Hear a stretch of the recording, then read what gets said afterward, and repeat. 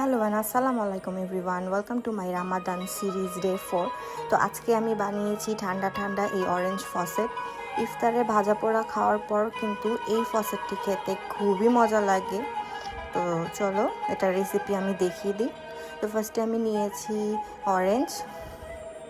অরেঞ্জগুলোকে আমি মাঝখান থেকে এভাবে টুকরো করে নিয়েছি।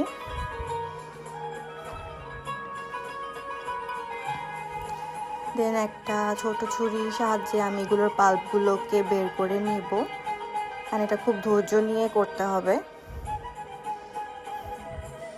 খোসাগুলোকে আমি এভাবে রেখে দিব।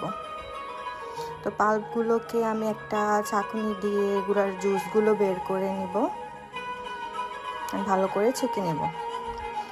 দেন আরেকটা বাটিতে আমি 1 কাপ চিনি নিয়ে নিলাম, অ্যান্ড সাথে দিয়ে দিচ্ছি অরেঞ্জ জেস্ট, অ্যান্ড এগুলোকে ভালো করে হাত দিয়ে মিক্স করে নেব।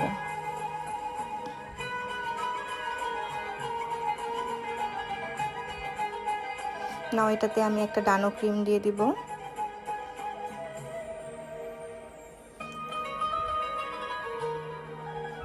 এটাকে ভালো করে মিক্স করে কিছুক্ষণের জন্য আমি চুলায় দিয়ে দিব, আর এটাতে একটু দিয়ে দিব ভ্যানিলা এসেন্স।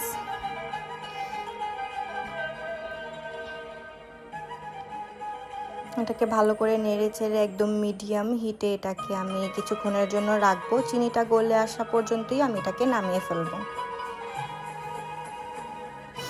তো এটা আমার হয়ে গিয়েছে। এখন আমি নামিয়ে এটাকে ভালো করে ঠান্ডা করে নিয়েছি, আর এটা এর মধ্যে দিয়ে দিলাম অরেঞ্জের জুসটা।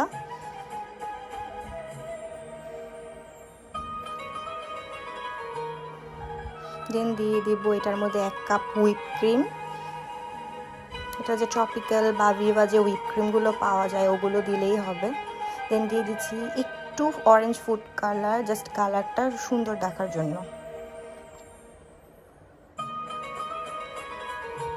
নাও আমি একটা কাপের সাহায্যে এগুলোর অরেঞ্জের খোসার মধ্যে ফিল করে দিব, অ্যান্ড এইটাকে ফ্রিজে মিনিমাম 8 ঘন্টা আর 1 রাতের জন্য রেখে দিলে সবচেয়ে বেশি ভালো হয়। ফ্রিজ থেকে বের করার পর এটা আমার সেট হয়ে গেছে সুন্দরভাবে, অ্যান্ড এটার টেক্সচারটা খুবই ভালো হয়েছিল, একদম দইয়ের মতো সুন্দরভাবে সেট হয়ে গেছিলো, অ্যান্ড খেতে এত বেশি মজা ছিল, এত বেশি রিফ্রেশিং ছিল। তো সবাই ট্রাই করবা অ্যান্ড আমাকে জানাবা কেমন লাগলো। দেখা হবে অন্য একটা সিরিজে। আজকের জন্য এখানেই শেষ। আল্লাহ হাফেজ।